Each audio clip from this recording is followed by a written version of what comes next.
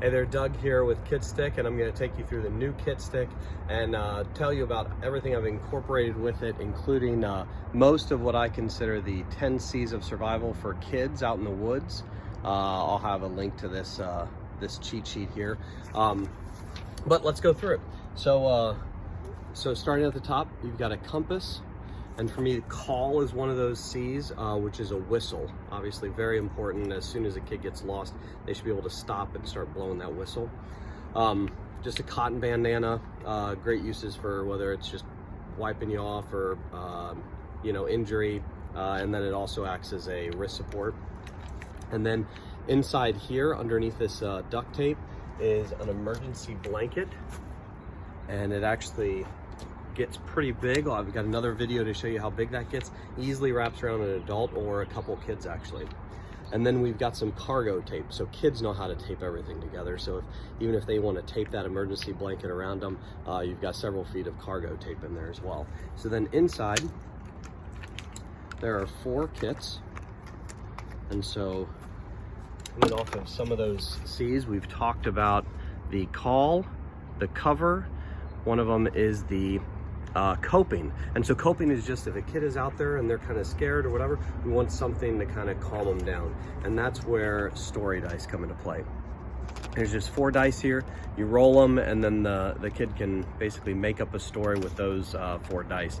These have been known, I mean, we use these all the time with just groups of kids that are out camping. They love getting these out and playing with them. So this is one of the C's of coping. Then another one of the C's is the candle. So candle is our flashlight kit. And then we've got Chow. So usually when a kid is going out in the woods, they're going to take a snack anyways, but that's also one of the top things that we send kids out in the woods with, right? Food and water. So that's the 2 most popular things when I've asked people, what do you send out your kids if they're hiking around or just playing out? And it's usually food and water. So that's something that can kind of be taken care of outside of the Kitstik. And then cargo tape we went over. Then we have the Cordage. And so the Cordage is inside one of the other kits. So I've got bank lines, great for tying knots and just tying sticks together, whatever you're doing. And then there's a couple lengths of paracord for practicing the knots. And so that's another great thing for the kids to have out with them. They can practice tying those knots, and can also be a coping mechanism as well.